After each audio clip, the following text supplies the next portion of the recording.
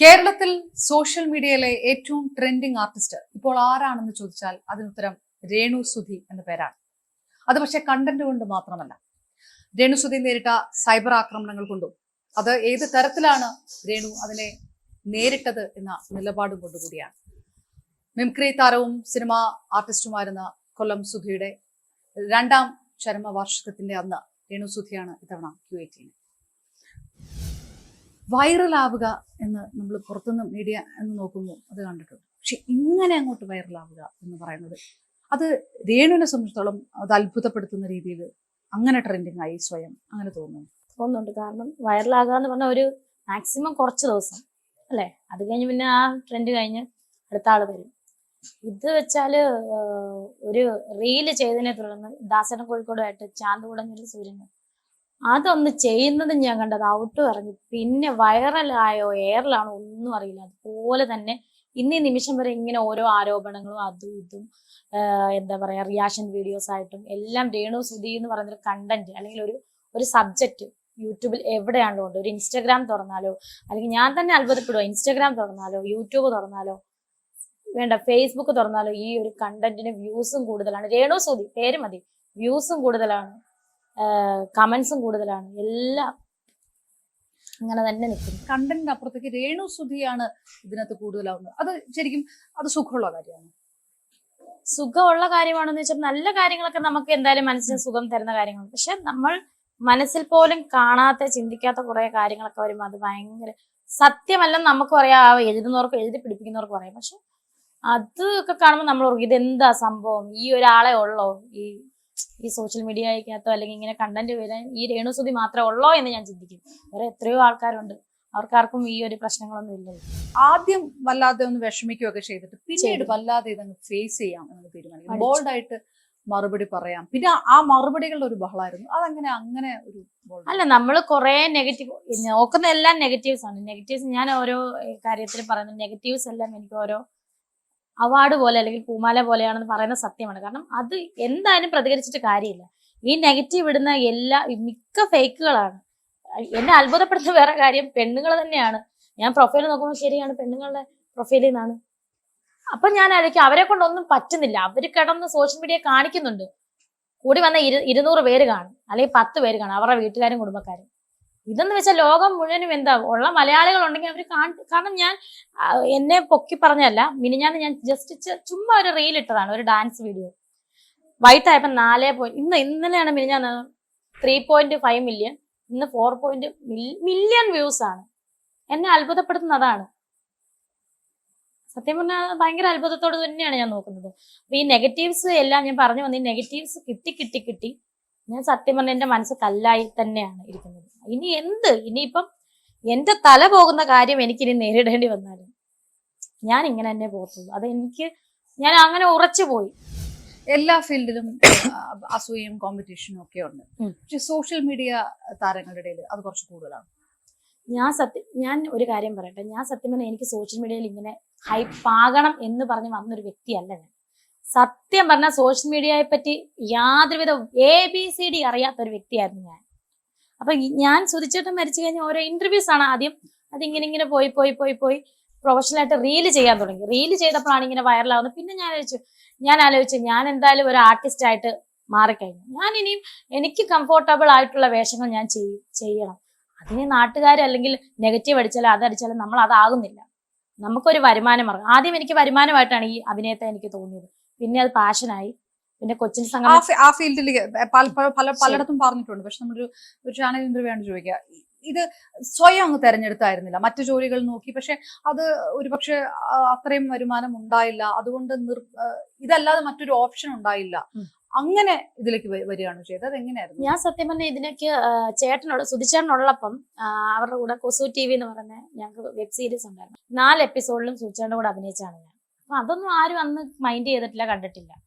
സുധിച്ചേട്ടന് മരണശേഷം എന്ത് ഓപ്ഷനാന്ന് ഓർത്തപ്പം ഇങ്ങനെ ജോലി കാര്യങ്ങളൊക്കെ പലരും ഓഫർ ചെയ്തിട്ടുണ്ട്. പക്ഷെ അതൊന്നും ശരിയാവുന്നില്ലായിരുന്നു. അപ്പോഴാണ് ഇങ്ങനെ മൂത്ത മോനോട് അഭിനയിക്കാവോ എന്ന് ചോദിച്ചപ്പോൾ അവൻ പറഞ്ഞു ഞാൻ അഭിനയിക്കുന്നില്ല, അമ്മയോടോ ചോദിച്ചോളൂ, എനിക്ക് പറ്റത്തില്ല എന്നുകൊണ്ട് അവൻ അങ്ങ് ഒഴിവാക്കി ഒരു അഭിനയിക്കുന്നത്. അപ്പൊ എന്നോട് ചോദിച്ചു രേണു സുധി ചെയ്യുന്നു. അപ്പൊ എന്റെ മുന്നിൽ അപ്പം ഞാൻ നോക്കാം, അഭിനയിച്ചിട്ടില്ല, ഞാൻ നോക്കാം, സുധിച്ചേട്ടൻ്റെ കൂടെ വെബ് സീരീസ് ചെയ്തിട്ടുള്ളൂ, ഞാൻ നോക്കാം എന്ന് പറഞ്ഞ് ചെയ്തതാണ്. പക്ഷെ അത് പല ആൽബംസിലൂടെ ആണെങ്കിലും ഷോർട്ട് മൂവി ആണെങ്കിലും റീൽസ് ആണെങ്കിലും അത് ജനങ്ങൾ ഏറ്റെടുത്തുകൊണ്ടാണ് വൈറലായതും എയറിലായതും. സോ അത് നെഗറ്റീവും ഉണ്ട് പോസിറ്റീവും ഉണ്ട്. എന്തായാലും നമ്മൾ ഇത് ബാധിക്കുന്ന കാര്യമല്ല. ഞാൻ ആദ്യം ഒരു വരുമാന മാർഗം പോലെ എടുത്തെങ്കിൽ വരുമാന മാർഗത്തിന് കോടികളല്ല, നമ്മുടെ വീടിന് അന്നന്ന് കഴിയണം. അരി മേടിക്കണം, പഞ്ചസാര മേടിക്കണം, പിള്ളേരുടെ കാര്യം നോക്കണം. മൂത്ത മോൻ പഠിക്കുവാണ് കൊല്ലത്ത്. അവനൊരു ആൺകുട്ടിയാണ്, 20 വയസ്സുള്ള ഒരു കുട്ടിയാണ്. അവനെ സംബന്ധിച്ച് അവന് പല ആവശ്യങ്ങളും കാണും. അമ്മ എന്ന് എന്നോട് ചോദിക്കണമെങ്കിൽ അവന്റെ സ്വന്തം അമ്മയായിട്ടാണ് അവൻ എൻ്റെ അടുത്ത് ചോദിക്കുക, അമ്മ എനിക്ക് പൈസ വേണം. അപ്പൊ എൻ്റെ ഉണ്ടെങ്കിൽ ഞാൻ അയച്ചു കൊടുക്കും. അപ്പൊ എനിക്ക് കിട്ടുന്ന വരുമാനത്തിൽ നിന്നാണ് ഞാനത് ചെയ്യുന്നത്. അതുപോലെ കുഞ്ഞിനും ആവശ്യങ്ങളുണ്ട്, അവനും ആവശ്യങ്ങൾ, വീട്ടിലെ പപ്പായ്ക്ക് ജോലിക്ക് പോകാൻ പറ്റുന്നത്. അപ്പൊ ഞാനത് ഒരു വരുമാന മാർഗമായിട്ടാണ് ആദ്യം സ്വീകരിച്ചത്. എങ്കിൽ പോലും പിന്നീട് അതെന്റെ ഒരു പാഷനായി മാറി. ഇനി ആരെന്ത് പറഞ്ഞാലും എനിക്ക് വിഷയമല്ല.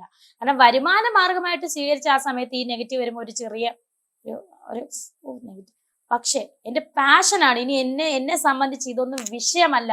അതായത് ആ ചാന്തുപൊട്ട് റീലിലൂടെ എനിക്ക് വന്ന നെഗറ്റീവ്സ് ആണ് സത്യം പറഞ്ഞാൽ എന്നെ ബോൾഡ് ആക്കി തീർത്തത്. ഈ ബോഡി ഷെയ്മിങ്, അതാണ് ഒരു സ്ത്രീക്കെതിരെ ബോഡി ഷെയ്മിങ് വരുമ്പോൾ നല്ല രീതിയിൽ പൊതുവെ അത് ഡിഫെൻഡ് ചെയ്ത് നിൽക്കുക, അങ്ങനെ ഒരു കണ്ടിട്ടേ ഇല്ല. പക്ഷെ ആദ്യം ഈ പറഞ്ഞ പോലെ ഒന്ന് വിഷമിച്ചു, പിന്നെ ഇതങ്ങനെ ഡിഫെൻഡ് ചെയ്ത് നിൽക്കാൻ തീരുമാനിച്ചു.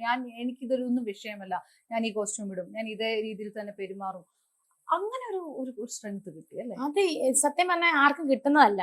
ബോഡി ഷേമിംഗ് ഒക്കെ പെണ്ണുങ്ങളെ ചെയ്ത് കഴിഞ്ഞാൽ അവര് പിന്നെ ഡൗൺ ആവും. അയ്യോ എന്നാ എന്നെ വിളിക്കുന്ന പല്ലി, എലി, പാറ്റ, ഓന്ത്, ഇതൊന്നും നമുക്ക് വിഷയമല്ല. കാരണം അതൊക്കെ ജീവികളല്ലേ, അതൊക്കെ ജീവികളാണ്. അതിനെ വെച്ച് ഞാൻ എന്നെ നേരിട്ട് കാണുന്ന ആരും അല്ലെങ്കിൽ സ്ക്രീനിൽ കൂടെ കാണുന്ന ആൾക്കാരാണ് എന്നെ ഇങ്ങനെ ബോഡി ഷേമിങ്. പക്ഷെ ഒരു വ്യക്തി പോലും എന്നെ നേരിട്ട് കാണുമ്പോൾ തിരിച്ചറിയുന്നുണ്ട്. ഇപ്പം രേണു സുധി അല്ലേ, രേണു ചേച്ചി അല്ലേ, ഞങ്ങളുടെ രേണു അല്ലേ. അമ്മമാരാണെങ്കിലും ഓടി വന്ന് ഓരോ ഷൂട്ടിന് പോകുമ്പോൾ ഓടി വന്ന് സ്നേഹത്തോടെ ഞങ്ങളുടെ സുധിച്ചേണ്ട വൈഫ് എന്നാ പറയുന്നത്. അപ്പം ആളുടെ വൈഫ് എന്ന രീതിയിലും അല്ലാതെ എല്ലാം സ്നേഹിച്ചാണ് അവർ കെട്ടിപ്പിടിക്കുന്നതും ഒക്കെ. അപ്പൊ ഫോട്ടോ എടുക്കാനല്ല അവർ പറഞ്ഞു. ഇന്നീ നിമിഷം വരെ ഇവളെ കണ്ട പല്ലിയെ പോലെ എലിയെ പോലെ ആരും പറഞ്ഞിട്ടില്ല. കാരണം അപ്പൊ എനിക്ക് മനസ്സിലായി സ്ക്രീനിൽ കൂടെ കാണുന്നവരാണ് എന്നെ പറയുന്നത്, അതും എല്ലാവരും അല്ല. പറയുന്നവര് പറയട്ടെ.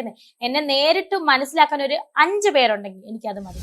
വിധവയായിട്ടുള്ള ഒരു സ്ത്രീ ഞാൻ ഇത്രയൊക്കെ ചെയ്താൽ മതി, അല്ലെങ്കിൽ ഇത്രയൊന്നും ചെയ്യണ്ട എന്നുള്ളൊരു തോന്നലാണോ, അതോ ഒരു ഏജ് വളരെ ചെറുപ്പം അല്ലെങ്കിൽ ഇത്രയും ചെയ്യണ്ട അങ്ങനെയാണോ? ഇതെന്താണ് ആൾക്കാർക്ക് ഇത്രയ്ക്ക് ഒരു ഇറിറ്റേഷനും ദേഷ്യവും ഒക്കെ വന്ന് ഇങ്ങനെ പറയാൻ മാത്രം? എന്താണ് രേണുവിന് എന്താ തോന്നുന്നത്? എനിക്ക് തോന്നുന്നത് അതിനൊരു അതിർവരമ്പാണ് മലയാളികൾക്ക്. ടിപ്പിക്കൽ മലയാളീസ് മാത്രമേ ഉള്ളൂ. ഭർത്താവ് മരിച്ചാൽ അവള് പിന്നെ ഒരാണിന്റെ കൂടെ ഫോട്ടോ എടുക്കരുത്, ഒരു അഭിനയിക്കരുത്, ആണിന്റെ കൂടെ കയ്യെ പിടിക്കരുത്. ഇതൊക്കെ അഭിനയത്തിന്റെ ഭാഗമായിട്ടാണ് രേണു സുധി ചെയ്തിരിക്കുന്നത്. അല്ലാതെ എങ്ങും പോയി പാത്തും പതുങ്ങി ആരെ ഒന്നും ഞാൻ ചെയ്തിട്ടുമില്ല, പിടിച്ചിട്ടുമില്ല. അത് എനിക്ക് എന്റെ ഉറപ്പാണ്. എന്റെ കൂടെ അഭിനയിക്കുന്നവരെ എനിക്കറിയാം, എന്നെ അവർക്കറിയാം. അപ്പം ഇവരുടെ വിചാരം ഈ കാണിക്കുന്നതെല്ലാം ഇത് ഒറിജിനൽ ആണ് എന്നൊക്കെയാണ്. അന്ന് സിനിമ അഭിനയിക്കുന്നവരോട് ഇവർ അതൊന്നും പറയുന്നില്ല. സിനിമ ചെയ്ത ഇവരതൊന്നും പറയുന്നില്ല. ഞാൻ ഭർത്താവ് മരിച്ച ഒരു സ്ത്രീയാണ്, കൊല്ലം സുധിച്ചേണ്ട വൈഫാണ്. ഇവക്ക് വീട്ടിൽ ഇരുന്നാൽ പോരെ, ശരിയാണ്. ഞാൻ വീട്ടിൽ ഇരിക്കാണ്, എനിക്ക് ഈ ഉറക്കമുള്ള ചോടി നടക്കേണ്ട കാര്യമില്ല. ഇവര് മാസം വരുമാനം എനിക്കൊണ്ട് തരുമോ? ഇല്ല. അപ്പൊ എനിക്ക് ജോലി ചെയ്താൽ പറ്റില്ല, എന്റെ കുടുംബം എനിക്ക് നോക്കണം. ഈ +2 വിദ്യാർത്ഥിനിയായിട്ടൊക്കെ അഭിനയിച്ചു. അപ്പം ഇതൊക്കെ ഓൾറെഡി ട്രോൾ വരും എന്ന് രേണുവിന് ഉറപ്പാണ്. അപ്പൊ ആ ട്രോള് വരട്ടെ, അതാണ് അതിന്റെ ഒരു ഹൈലൈറ്റ് എന്ന് കൂടി നിങ്ങൾ ഉള്ളിൽ എങ്ങനെ ഉള്ളിൽ കരുതിയില്ല, എന്തായാലും ട്രോള് വരും. നമ്മളൊരു നിസ്സഹായാവസ്ഥ പോലത്തെ ഒരു സാധനമല്ലേ ഉള്ളിൽ. തുറന്ന് നിങ്ങളുടെ പ്രേക്ഷകരോട് പറഞ്ഞു, ഞാൻ ഇങ്ങനെ എങ്ങും പറഞ്ഞിട്ടില്ല. എന്തായാലും വരും.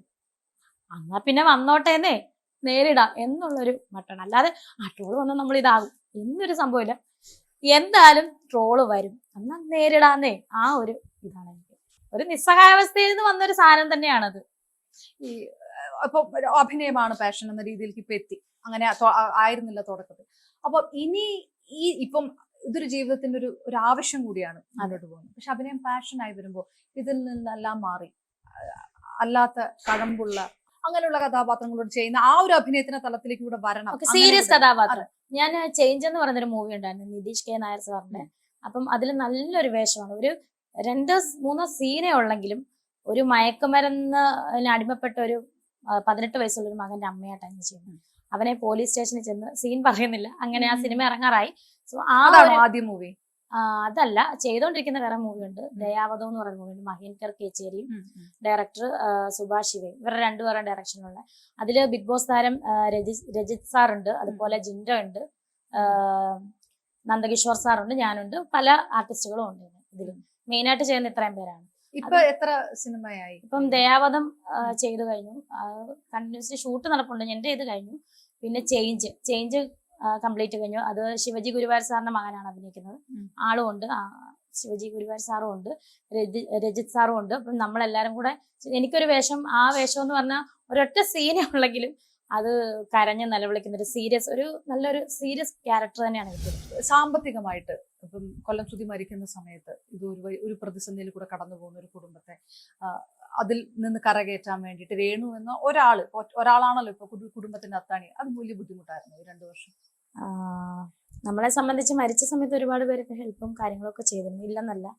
ഇപ്പോഴും ചെറിയ ചെറിയ തുക, നമുക്കത് വലിയ തുകയാണ്. അവര് നമുക്ക് നമ്മുടെ കൂട്ടുകാരാണ് ഹെൽപ്പൊക്കെ ചെയ്യുന്ന ഒരു കാലം ഉണ്ടെന്നേ. എപ്പോഴും എന്നും കുന്നും ആരും തരില്ലല്ലോ, നമ്മൾ തന്നെ ഇറങ്ങിത്തിരിക്കണം. അപ്പം സത്യമായിരുന്നു. ഞാൻ ആലോചിച്ചു, ദൈവമേ വർക്കില്ലെങ്കിൽ സത്യം എനിക്ക് ഉറക്കളച്ച് വർക്ക് ചെയ്യണത് തന്നെ നാളത്തേക്കിന് എന്റെ കയ്യിൽ ഞാൻ ഒന്നും എനിക്ക് തോന്നുന്നു മേ ബി സൂചേട്ടനെ പോലെ സൂചേട്ടൻ ഒന്നും സമ്പാദിച്ചു വെച്ചിട്ടില്ലായിരുന്നു. എനിക്ക് തോന്നുന്നു ആ പാത ആയിരിക്കണം. എനിക്ക് പേടിയാണ് ദൈവമേ ആ പാത പിന്തുടരാനാണ്. കാരണം അന്നന്ന് കിട്ടുന്നത് ഞാൻ ഈ അഭിനയിച്ച് കിട്ടുന്നത് ഞാൻ വീട്ടിൽ എന്റെ കാര്യങ്ങൾക്ക് ചെലവാക്കുകയാണ്. എന്റെ കാര്യമല്ല, വീട്ടുകാർക്ക് വേണ്ടിയിട്ട് ചെലവാക്കുക. എന്റെ കാര്യങ്ങൾക്ക് ഞാൻ ചെലവാക്കുന്നില്ല. എന്റെ ചില ആവശ്യം കൊണ്ടേ ഞാൻ അത് ചെയ്യും, അല്ലാതെ ഇന്ന് വരെ സൂക്ഷിച്ചു വെച്ചിട്ടൊന്നുമില്ല. അതിനുള്ളതൊന്നും ഞാൻ ഇപ്പം വാങ്ങിച്ചിട്ടില്ല. എല്ലാരും പറഞ്ഞ് വാങ്ങിക്കണം, നിനക്ക് കാശ് വാങ്ങിക്കാറൊക്കെ ആയി, നീ ഇപ്പൊ സോഷ്യൽ മീഡിയ നിനക്ക് നിന്റെ വില അറിയില്ല. എന്ത് വില എനിക്കൊന്നും മനസ്സിലാവുന്നില്ല. അപ്പോൾ അങ്ങനല്ല, നിനക്കിപ്പോ അത്യാവശ്യം സോഷ്യൽ മീഡിയയിൽ നല്ല വിലയുള്ള വ്യക്തിയാണ്, നീ എന്താണത്. എന്റെ ഫ്രണ്ട്സൊക്കെ, അടുത്തറിയുന്ന ഫ്രണ്ട്സൊക്കെ പറയും. ഈ സോഷ്യൽ മീഡിയയിലെ വരുന്ന പല താരങ്ങൾക്കും അങ്ങനെ അത് നോക്കാൻ പ്രൊമോട്ടേഴ്സ്, ബിസിനസ്, അതിന്റെ മാനേജേഴ്സ്, അതിന്റെ ഒരു കോക്കസ് അതിന് ചുറ്റും. രേണു അതൊന്നും വേണ്ടല്ല, രേണു തന്നെ ഞാൻ തന്നെയാണ്. അതുകൊണ്ട് എനിക്ക് തലവേദനയാണ്. എവിടെയൊക്കെ ഡേറ്റ് ചെയ്ത് വെച്ച് ഈ ആൽബം ആണെങ്കിലും എന്തായാലും നമുക്ക് എല്ലാം ഇപ്പൊ സിനിമയാണ്, ആൽബമാണ്, എല്ലാം എനിക്ക് വലിയ കാര്യം തന്നെയാണ്. എനിക്ക് കിട്ടുന്ന ഓരോ അഭിനയവും അല്ലെ ഓരോ റോളും എനിക്ക് ഏറ്റവും വലുതായിട്ട് തന്നെ ഞാൻ കാണുന്നു. അപ്പം ഇതൊക്കെ എഴുതി വെച്ചിട്ട് എവിടെയൊക്കെയാണ് ഏത് ഡേറ്റ് ആണെന്നൊന്നും ഇപ്പൊ എനിക്ക് ഓർമ്മ പോലും ഇല്ല. ടേറിലൊക്കെ എഴുതി വെച്ചിട്ടുണ്ട്. കാരണം അപ്പൊ എല്ലാവരും വന്ന ഒരു മാനേജറെ വെക്കടി എന്ന് പറയും ചിരിച്ചുകൊണ്ട്. വേണ്ട, ഞാൻ തന്നെ ചെയ്തത്. സുധിച്ചേട്ടന് മാനേജർ ഇല്ലായിരുന്നല്ലോ, നമ്മൾ എന്തിനാണ് മാനേജറെ വെക്കുന്നത്? ഈ ഒരു സിറ്റുവേഷനിൽ മാനേജറെ വെക്കേണ്ട കാര്യമൊന്നും എനിക്ക് ഇതുവരെയായിട്ടും ആയിട്ടില്ല. കണ്ടന്റ് എന്ന് പറയുന്നത് രേണു സുധി എന്ന് പറഞ്ഞ ആള് വ്യക്തി ജീവിതമായിട്ട് ബന്ധപ്പെട്ടിട്ടാണ്. അതായത് ഇതിപ്പോ കൊല്ലം സുധി മരിച്ചതിന് ശേഷമാണെങ്കിൽ ഒരു പെർഫ്യൂമിന്റെ വിഷയമാണെങ്കിൽ, അല്ലെങ്കിൽ കൊല്ലം സുധിയുമായിട്ട് ബന്ധപ്പെട്ട് നിൽക്കുന്നവരുടെ പരാമർശനങ്ങൾ ആണെങ്കിൽ, വല്ലാതെ വ്യക്തി ജീവിതം ഇതിനകത്ത് അങ്ങോട്ട് ട്രെൻഡിങ് ആവുകയാണ്. പക്ഷെ ട്രെൻഡിങ് ആവുന്ന വ്യക്തി ജീവിതത്തിന് ഒരു സ്വകാര്യത ശരിക്കും നഷ്ടപ്പെടുവാണ്. അതെന്താണ് എനിക്ക് മാത്രമുള്ള എന്റെ ഒരു കണ്ടന്റ് എടുത്തിട്ട് സ്വകാര്യ ജീവിതത്തെ കീറി മുറിച്ചാണ് പറയുന്നത്. നമുക്കറിയാം, അതും ഞാൻ നേരത്തെ പറഞ്ഞ ആ നിസ്സഹായാവസ്ഥയിൽ നിൽക്കുന്ന ഒരു വ്യക്തിയാണ്. വരുന്ന വരട്ടെ, എന്തായാലും രേണു സുധി സൂയിസൈഡ് ചെയ്യത്തില്ല. ഇനിയിപ്പം തല പോകുന്ന ആരോപണങ്ങൾ വന്നാലും എനിക്കുള്ളിൽ ഇനി എന്തൊക്കെ കീറി മുറിച്ച് രഹസ്യങ്ങളാകട്ടെ, നമുക്കൊരു പ്രൈവസി ഇല്ല സത്യം പറഞ്ഞാൽ.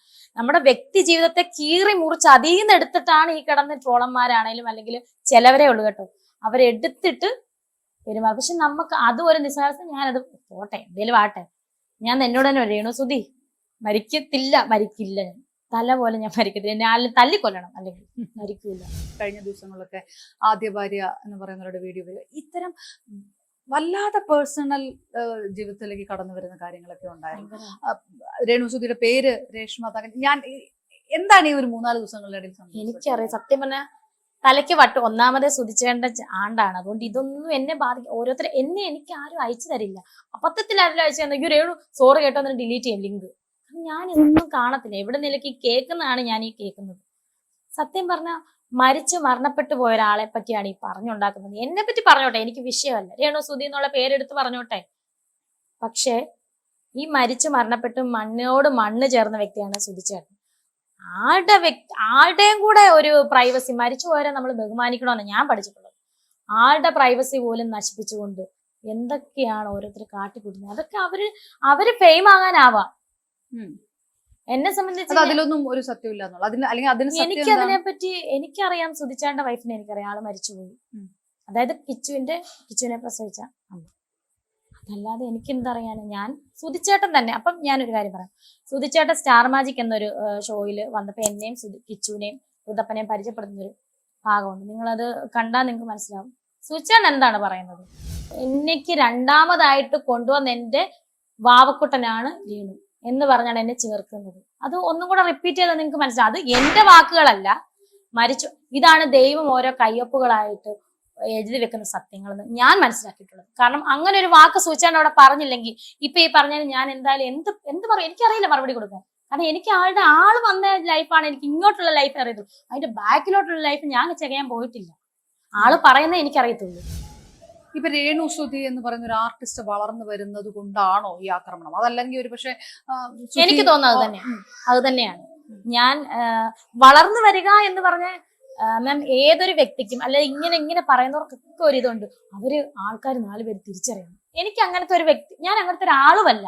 ഞാൻ 4 പേര് തിരിച്ചറിയും. ഞാൻ ഇപ്പോഴും ലോക്കൽ ട്രെയിനും അല്ലെങ്കിൽ ബസ്സിലും ഒക്കെ കയറി ഞാൻ ഇപ്പോഴും ഞാൻ സാധാരണക്കാരിയാന്ന് പറഞ്ഞ് നടക്കുന്ന ഒരു വ്യക്തിയാണ്.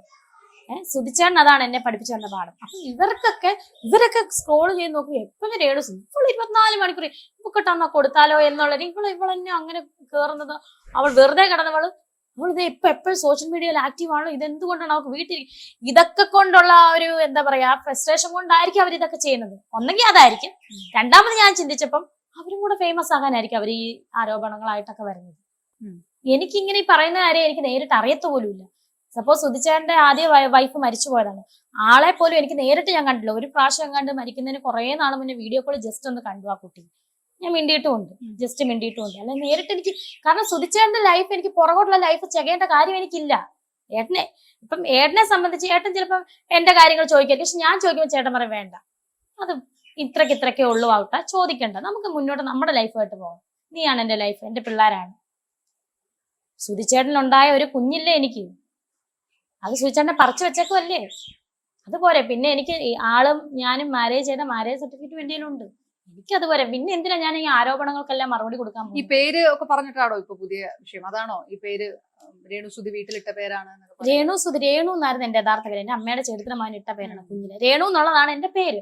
സ്കൂളിൽ ചേർക്കാൻ നേരത്തെ അമ്മയുടെ ഒരു വർഷം മുഴുവനും സ്കൂളിൽ വെറുതെ ഇരുന്നപ്പോ രേണു തങ്കച്ചൻ, സ്കൂളിൽ മാത്രം രേഷ്മ തങ്കച്ചൻ സർട്ടിഫിക്കറ്റ്. പക്ഷെ എല്ലാരും എന്നെ രേണു തന്നെ. സുധിച്ചേട്ടനും ഇഷ്ടം രേഷ്മ എന്ന് പറഞ്ഞു. സുധിച്ചേട്ടൻ പകുതി കഴിഞ്ഞപ്പോഴാണ് കണ്ടത് ഇത് രജിസ്റ്റർ മാരേജ് ചെയ്ത് പറഞ്ഞു രേഷ്മയോ അതാരാ? ഞാൻ പറഞ്ഞു സുധിച്ചേട്ടൻ ഞാൻ തന്നെ. അവിടെ നിന്റെ പേര് രേഷ്മ തന്നെ, അത് വേണ്ടടി രേണു തന്നെ മതി. അപ്പൊ ഞാൻ പറഞ്ഞു എന്തായാലും ഇതിലൊക്കെ ഈ പേരായല്ലോ ഒഫീഷ്യൽ, നമ്മൾ രേഷ്മ എന്നല്ലേ ഇടാൻ പറ്റും, നിങ്ങൾ എന്നെ രേണു എന്ന് വിളിച്ചാൽ മതി. മകൻ കിച്ചു ആയിട്ടുള്ള ബന്ധത്തെ കുറിച്ച് പല അഭിമുഖത്തിൽ പറഞ്ഞിട്ടുണ്ട്. ഈ തരത്തിൽ ഇത് അവസാനിക്കാത്ത വിവാദങ്ങൾ വരും. രേണു ഡീൽ ചെയ്യുന്ന പോലെ തന്നെയാണോ അവരും ഈ വിഷയത്തൊക്കെ ഡീൽ ചെയ്യുന്നത്? കിച്ചുവിനെ സംബന്ധിച്ച് അവന് 20 വയസ്സുള്ള കുട്ടിയാണ്. അവൻ ഇതൊന്നും മൈൻഡ് ചെയ്യത്തില്ല. അവനെ സംബന്ധിക്കുന്ന കാര്യമേ അല്ല ഇതൊന്നും. അവനെ ബാധിക്കുന്ന ഒരു കാര്യമല്ല. അവൻ ഇന്ന് ഈ നിമിഷം വരെ അമ്മ എന്താണ് അമ്മ ഇങ്ങനെ വന്നത് ഇന്ന് വരെ ഞാൻ എന്തെങ്കിലും അങ്ങോട്ട് പറഞ്ഞാല് അവൻ ശരി, അല്ലാതെ ഇതൊന്നും അവരെ ബാധിക്കുന്ന കാര്യമല്ല. രേണുവിന്റെ ഏതോ പരാമർശങ്ങളൊക്കെ എടുത്ത് അത് എനിക്ക് പല മാസികകളിലും കണ്ടു. ഒരു പക്ഷെ ഈ കൂടുതൽ പ്രപ്പോസലുകൾ വരുന്നുണ്ട്, ഞാൻ ഒരുപക്ഷെ വിവാഹത്തെ കുറിച്ച് വീണ്ടും ചിന്തിച്ചേക്കാം, അതിനും ഈ തരത്തിലുള്ള കമന്റുകളൊക്കെ വരികയാണ്. ഞാൻ സത്യം പറഞ്ഞ വിവാഹത്തെ പറ്റി കാരണം കേട്ട് ഒരു സൈഡിൽ നിന്ന് രേണു നീ ഒറ്റയ്ക്കാണ്, കല്യാണം കഴിക്കണം, ആമ്പിള്ളാരാണ്, പിടികിട്ടി ആമ്പിള്ളാരാണ്, അവര് നാളെ പെണ്ണ് കെട്ടിക്കഴിഞ്ഞ് നിന്നെ ആര് നോക്കും? ഞാൻ പറയാം നോക്കുന്നത് പോകുന്നിടത്തോളം പോകാം, വല്ലോ പൈസ ഒക്കെ വെച്ച് വല്ലോ വേലക്കാരെയൊക്കെ വെച്ച് അല്ലെങ്കിൽ നോക്കാൻ പറയാന്ന് ഞാൻ ചുമ്മാ ഇങ്ങനെ പറയും. മറു സൈഡിൽ നിന്ന് ഞാൻ ചിന്തിക്കും എന്തിനാണ് കെട്ടുന്നത്? ഏതായാലും ഇങ്ങനെ ഇനി കെട്ടിയാൽ അഥവാ ഞാൻ ഒരു വിവാഹം കഴിച്ചാൽ എന്തായിരിക്കും അവസ്ഥ? സോഷ്യൽ മീഡിയയോ എന്റെ പൊന്നെ, ഞാൻ സത്യം ചിന്തിച്ചു കേട്ടോ. അങ്ങനെ ഒരു സംഭവം നടന്ന അത് ഭയങ്കര ഒരു ഭൂകമ്പമായിരിക്കും. ഈ ഒരു എവിടെ പറഞ്ഞു നാട്ടുകാർ അയാളെ തല്ലിക്കൊല്ലും, അതായിരിക്കും ഉറപ്പല്ലേ? ആളെ വെച്ചേക്കുവോ? പറഞ്ഞ തലയിലെടുത്ത് വെക്കുക, താഴോട്ട് വലിച്ചിടുക, അതാണോ കേരളത്തിലെ സോഷ്യൽ മീഡിയ? ഇങ്ങോട്ടും എന്നെ സംബന്ധിച്ച് നെഗറ്റീവും പോസിറ്റീവും ഇങ്ങനെ കിടന്ന് കളിക്കുക. കുറച്ചായിട്ട് ഒരു ഇച്ചിരി പോസിറ്റീവ് കയറി വന്നു. പക്ഷെ ഇന്ന് കല്ലറയിൽ പോയ വീഡിയോസിന് ഞാൻ ജസ്റ്റ് നോക്കി, ഞാൻ കരയുന്നില്ല. കാരണം എനിക്ക് അപ്പം പറയുന്ന അഭിനയമാണ്. അപ്പൊ ഞാൻ കരഞ്ഞാലോ? ഈ ആൾക്കാർ അത് തന്നെയല്ലേ പറയത്തുള്ളൂ, അവൾ ഗ്ലിസറിൻ തേച്ച് കരഞ്ഞെന്നല്ലേ പറയത്തുള്ളൂ. അപ്പൊ അതുകൊണ്ട് എന്നെ സംബന്ധിച്ച് ഞാൻ എപ്പോഴും പറയുന്നത് ഈ പോസിറ്റീവും നെഗറ്റീവ്സ് എല്ലാം എനിക്കൊരു പൂമാലകളായിട്ട് ഞാൻ സ്വീകരിക്കുന്നു.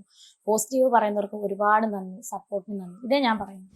ഈ സോഷ്യൽ മീഡിയ ഞാനിപ്പോൾ ചോദിച്ചിട്ടുണ്ട്, പലപ്പോഴും നമ്മൾ ഈ സോഷ്യൽ മീഡിയയുടെ അകത്ത് ഈ വലിയ കോമ്പറ്റീഷൻ ഉള്ളത് കൊണ്ടായിരിക്കും ചിലപ്പം ഇത്തരം ആക്രമണങ്ങളൊക്കെ കൂടുന്നതെന്ന് പറഞ്ഞുകൊണ്ടാണ്. ആ തരത്തിലുള്ള അങ്ങനെ എന്തെങ്കിലും ശത്രുക്കളോ അങ്ങനത്തെ ബുദ്ധിമുട്ടുകളോ? എനിക്ക് നേരിട്ട് ആരും ഇന്ന് വരെ സോഷ്യൽ മീഡിയയിൽ ആരും, എല്ലാവരും സപ്പോർട്ടാണ്. എനിക്ക് അങ്ങനെ ഒരു കോമ്പറ്റീഷൻ ഉള്ളതായിട്ട് എന്നോട് നേരിട്ട് ആരും ഇന്ന് വരെ ഒരു കോമ്പറ്റീഷനായിട്ട് എനിക്ക് തോന്നിയിട്ടില്ല. പിന്നെ ഈ ഒളിഞ്ഞിരുന്നുള്ള കമന്റ്സ് ആണ്. നേരത്തെ പറഞ്ഞു ഇത് എത്ര കാലം കാണുമെന്ന് അറിയില്ല, സോഷ്യൽ മീഡിയ ആണ്. അപ്പൊ അതല്ല, അങ്ങനെ ഒരു ഘട്ടം വരികയാണെങ്കിൽ രേണു എന്താണ് ആലോചിക്കുന്നത്?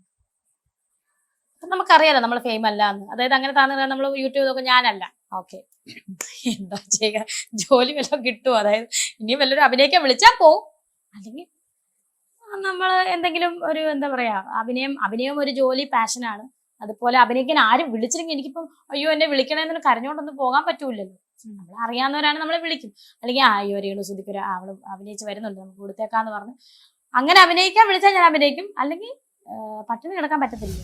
ഞാൻ നേരത്തെ പറഞ്ഞതിനിടയിൽ വിളിച്ച ആ വിധവകൾ ഇങ്ങനെ സ്വപ്ന സുരേഷ് അടക്കമുള്ള ആൾക്കാരൊക്കെ അങ്ങനത്തെയുള്ള കമന്റ് ഒക്കെ നടത്തി. അത് സോഷ്യൽ മീഡിയ മാത്രമല്ല പുറത്തുനിന്നും ഈ തരത്തിൽ അതൊക്കെ അത്ഭുതപ്പെടുത്തി. ഇവരെന്തിനാണ് എന്റെ ഈ രീതിയിലൊക്കെ ഇടപെട്ട് ചോദിക്കുന്നത്? ഒന്നെങ്കിൽ എന്നെ സംബന്ധിച്ച് ഞാൻ പറയുന്നത്, ഞാൻ ആ പേര് പോലും അന്ന് ചോദിച്ചപ്പോൾ ഇത് ആരാണെന്നാണ് ഞാൻ ചോദിച്ചത്.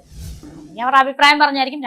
അല്ലെങ്കിൽ ഞാൻ ഈ പറഞ്ഞ പോലെ അവര് ഒരിടയ്ക്ക് പൊങ്ങി നിന്ന പേരാണ്. താന്ന് ഇവക്കട്ട് ഒരു പണി കൊടുത്ത് ഇവളിപ്പോ ഏതായാലും ട്രെൻഡിങ് നിൽക്കുമല്ലേ, ഇവിടെ പേരൊന്ന് പറഞ്ഞ് കയറി കഴിഞ്ഞാൽ എല്ലാവരും ആ പേരൊന്ന് എന്റെ പേരും കൂടെ ഒന്ന് ഓക്കെ ആവും എന്ന് ചിലപ്പോൾ വന്നായിരിക്കും. ഈ പോകുന്ന തരത്തിലാണെങ്കിൽ ഒരു പാഷനോട് കൂടി ഫീൽഡിനെ കാണുന്നു. 2 വർഷം കഴിയുമ്പോൾ എവിടെയായിരിക്കും രേണു സുധി എന്നാണ് ഉള്ളിൽ പ്ലാൻ ചെയ്യുന്നത്? നല്ല നല്ല അവസരങ്ങളൊക്കെ വന്നാൽ ഈ ഒരു ഫീൽഡിൽ നല്ല രീതിയിൽ നിൽക്കും എന്നെനിക്ക് ഉറപ്പുണ്ട്. പിന്നെ ഇത് പറഞ്ഞ പോലെ അവസരമൊന്നും വന്നില്ലെങ്കിൽ അവസരം വരുന്നേ, എന്റെ മനസ്സ് പറയുന്ന വരും എനിക്ക്. കാരണം പോസിറ്റീവായിട്ട് നമ്മൾ ചിന്തിച്ചാലേ നമ്മുടെ ലൈഫിൽ പോസിറ്റീവ് വരത്തുള്ളൂ. അപ്പം എന്നെ സംബന്ധിച്ച് നാളെ ഞാൻ ഒരു നല്ല നിലയിൽ എത്തും, എന്റെ മക്കൾക്ക് ഒരു കൈത്താങ്ങലാകും എന്ന് തന്നെ എനിക്ക് ഒരു 2 വർഷം കഴിഞ്ഞാൽ അങ്ങനെ തന്നെ ആവും എന്നാണ് എന്റെ ഉറച്ച വിശ്വാസം. ഡ്രസ്സ് ആണ് ഇപ്പം നേരത്തെ ബോഡി ഷേമിംഗ് പോലെ ഡ്രസ്സിനെ കുറിച്ചും പറഞ്ഞത്. വളരെ നോർമൽ ആയിട്ടുള്ള ഡ്രസ്സ്, അല്ലെങ്കിൽ ഇപ്പോഴത്തെ പുതിയ ജനറേഷനൊക്കെ ഇടുന്നതിനേക്കാളും കുറച്ചും കൂടെ എന്താ പറയാ സാധാരണമായിട്ടുള്ള ഡ്രസ്സ്, ആ ഡ്രസ്സൊക്കെ രേണു ഇടുന്നതിനെ അങ്ങനെ ആക്രമിക്കുന്ന ആൾക്കാർ എന്തായിരുന്നു? സത്യം പറഞ്ഞാൽ എനിക്ക് അധികം ഡ്രസ്സൊന്നും ഇല്ല. ഞാൻ അങ്ങനെ സുചാരം കൊണ്ട് അധികം മേടിപ്പിച്ചിട്ടൊന്നുമില്ല. ആള് പറഞ്ഞാലും പോലും ആൾ ഡ്രസ്സ് എടുക്കത്തില്ല. ഞാൻ അധികം എനിക്ക് ഡ്രസ്സില്ല. ഇടുന്ന ഡ്രസ്സൊക്കെ എനിക്ക് ഓരോ കസിൻസ് ഒക്കെ തരുന്ന ഡ്രസ്സുകളാണ് ഞാൻ ഇപ്പോഴും ഇടുന്നത്. കൂട്ടുകാരൊക്കെ തരുന്ന ഡ്രസ്സാണ് ഇപ്പോൾ ഇട്ടത് പോലും. എനിക്ക് അഭിമാനത്തോടെ ഞാൻ പറയാണ്, എനിക്ക് ഓരോരുത്തർ തരുന്ന ഡ്രസ്സാണ് ഞാൻ ഇടാറ്. അപ്പം അതിനിടെ ചൂടി ഇപ്പം സ്വന്തമായിട്ട് സമ്പാദിക്കുന്നു, രേണുവിന് കൈ നിറയെ ഷൂട്ട് കിട്ടുന്നു, അപ്പോഴും സ്വന്തമായിട്ട് ഡ്രസ്സ് പോലും ഇല്ല. കൈ നിറയെ ഷൂട്ട് കിട്ടുന്നത് ഞാൻ വലിയ വലിയ കോടികൾ വാങ്ങിച്ചിട്ടൊന്നുമല്ല.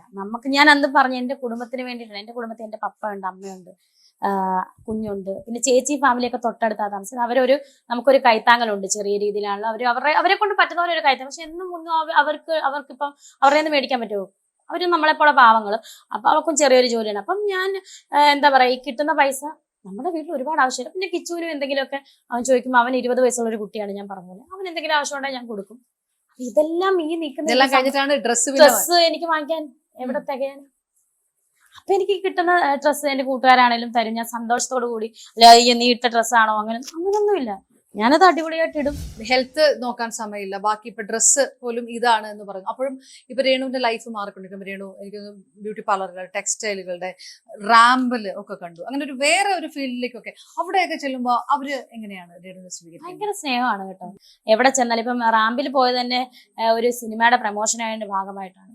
അപ്പൊ എനിക്ക് ജീവിതത്തിൽ റാമ്പ് എന്താന്ന് ഞാൻ ഇങ്ങനെ കണ്ടിട്ടുള്ളതല്ലാതെ എനിക്ക് അറിയത്തില്ല, ഇതെന്താ സംഭവം പോലും എനിക്ക് അറിയത്തില്ല. നോക്കിയപ്പോ അവരിങ്ങനെ നടക്കുന്ന അപ്പൊ അങ്ങനെ പോയേക്കാം എന്ന് പറഞ്ഞ് പോയതാണ്. ഈ ഇപ്പൊ സിനിമയിലും ഇപ്പൊ പറഞ്ഞല്ലോ 2 സിനിമകളിലോളം സിനിമ ഇൻഡസ്ട്രിയിലുള്ള ആരെങ്കിലും വിളിക്കുവോ, അങ്ങനെ എന്തെങ്കിലും ചെയ്തു? ഇപ്പൊ റീൽസ് ഒക്കെ ഇങ്ങനെ വരുമ്പോ സ്വാഭാവികമായിട്ടും അങ്ങനെ അത്യാവശ്യം നല്ല പേരുകെട്ട ഡയറക്ടേഴ്സ് ഒക്കെ വിളിച്ച് ചാന്തുകൊട്ട് കഴിഞ്ഞതോടുകൂടി നന്നായിട്ടുണ്ട് രേണു ഇങ്ങനെ തന്നെ മുന്നോട്ട് പോയ. സുധിയുടെ സിനിമയിൽ ഞാൻ ഡയറക്ട് ചെയ്ത ഡയറക്ടറാണ്. അറിയാം, പേരുകെട്ട, നമ്മളിപ്പോ പേര് പറയണല്ലോ, നമുക്ക് അടുത്ത മൂവിയിൽ നമുക്ക് നോക്കാം എന്നൊക്കെ നല്ല ധൈര്യത്തോടെ ഇരിക്കുക, അടിപൊളിയായിട്ട് മുന്നോട്ട് പോവാ, ഈ താഴരുത്, ഇങ്ങനെ തന്നെ പോവാന്ന് പറഞ്ഞു ഒരുപാട് ഡയറക്ടേഴ്സ്, ഒരുപാടല്ല 4-5 ഡയറക്ടേഴ്സ് നേരിട്ട് സംസാരിച്ചു. അതുപോലെ സുചേട്ടൻ്റെ കൂടെ അഭിനയിച്ച ആർട്ടിസ്റ്റുകളാണ് ചേച്ചി ഇങ്ങനെ തന്നെ പോകണം. അവരോട് ഈ മീഡിയ ചോദിക്കുമ്പോൾ അവർ പറയുന്ന രേണുവിന്റെ ഇഷ്ടം. അതുപോലെ മോഡലിങ്ങിലാണെങ്കിൽ ആരതി പൊടി, റോബിൻ സർ, അവരും നല്ല എന്താ പറയാ സപ്പോർട്ടായിട്ട് അവരും സംസാരിക്കുന്നുണ്ട്. ഇതൊക്കെ കാണുമ്പോൾ നമുക്ക് സന്തോഷമാണ്. നിങ്ങളെ വളർത്തുന്ന സോഷ്യൽ മീഡിയ, അതെ, തളർത്തുന്നതും സോഷ്യൽ മീഡിയ തന്നെയാണ്. അപ്പം ഇതിനെ ഡീൽ ചെയ്യാന്നുള്ളത് കുറച്ച് പ്രയാസമുള്ള കാര്യമാണ്. നല്ല പ്രയാസം. ഈ സാധാരണ ഒരു പെണ്ണുങ്ങൾക്ക് പറ്റില്ല, അവരെറിഞ്ഞിട്ട് പോകും. എത്രയോ പേര് എന്നോട് പറഞ്ഞു, രേണു നിന്റെ സ്ഥാനത്ത് ഞങ്ങൾ വല്ലതും ആയിരിക്കണം, ഒരു 2 നെഗറ്റീവ് കമന്റ് കിട്ടിയാൽ തീർന്നു. സൈബർ ആക്രമണം വന്നു കഴിഞ്ഞാൽ പെട്ടെന്ന് തളർന്നു പോകുന്നു, പ്രത്യേകിച്ച് സ്ത്രീകൾ, ചെറിയ കുട്ടികൾ, അതായത് ഈ ടീനേജ് ആ ഒരു 20s പെൺകുട്ടികളൊക്കെ ഉണ്ട്. അതൊരു വലിയ വിഷയമാണ്. അത് അഡ്രസ് സോൾവ് ആക്കാനില്ല. അവർക്കും കൂടെ വേണ്ടിയിട്ടാണ് ഞാൻ ഇന്റർവ്യൂവിന്റെ ഈ ചോദ്യം പറഞ്ഞ് അവസാനിപ്പിക്കുന്നത്. എങ്ങനെയാണ് അത് ഫേസ് ചെയ്തത്? എന്താണ് അവരോട് പറയുക? അതെങ്ങനെ ബോൾഡായിട്ട്? നിങ്ങൾ ഒരിക്കലും അങ്ങനെയുള്ള പെൺകുട്ടികൾ എന്തൊക്കെ കേട്ടാലും നിങ്ങൾ ഒരിക്കലും നിങ്ങളുടെ ലൈഫ് ലൈഫ് പിടിച്ചു തന്നെ മുന്നോട്ട് പോകാൻ, ലൈഫ് കളയരുത്. നമുക്കൊരൊറ്റ ലൈഫേ ഉള്ളൂ. അത് ഇനിയിപ്പം നമുക്ക് നേർക്ക് നേരെ എന്ത് ആരോപണങ്ങൾ വന്നാലും, ഇപ്പൊ എന്നെ സംബന്ധിച്ച് ഞാൻ ഓരോ ദിവസവും ആരോപണങ്ങളും നെഗറ്റീവ് കമന്റ്സുമായിട്ട് ഞാൻ മുന്നോട്ട് പൊക്കോണ്ടിരിക്കുകയാണ്. അത് ഞാൻ ഏത് രീതിയിലാണ് നേരിടുന്നത്, അത് നമ്മളെ സംബന്ധിക്കുന്ന കാര്യം, നമ്മൾ മുന്നോട്ടൊരു വിജയമാണ് നമ്മുടെ ലക്ഷ്യമെങ്കിൽ ഈ സൈഡിൽ കൂടെ വരുന്ന ഈ സാധനമൊക്കെ വകഞ്ഞു മാറ്റി പോകുക, നമ്മുടെ ലൈഫ് പിടിച്ചു വെക്കുക, മുന്നോട്ട് പോവുക. ലൈഫ് ഒരിക്കലും ഒരു നിമിഷത്തെ ഒരു ഇതുകൊണ്ട് അവസാനിപ്പിക്കേണ്ടതല്ല. ഈ മനോഹരമായ ഈ ലോകം തീർച്ചയായിട്ടും ഈ ബോൾനെസ് ഒരുപാട് ഉയരങ്ങളിലേക്ക് എത്തിക്കട്ടെ. അത് ആ ഒരു മറ്റ് സ്ത്രീകൾക്കും അതൊരു എംപവർമെന്റ് ആയി മാറട്ടെ. ഏറെ സന്തോഷം. ഒരുപാട് താങ്ക് യു.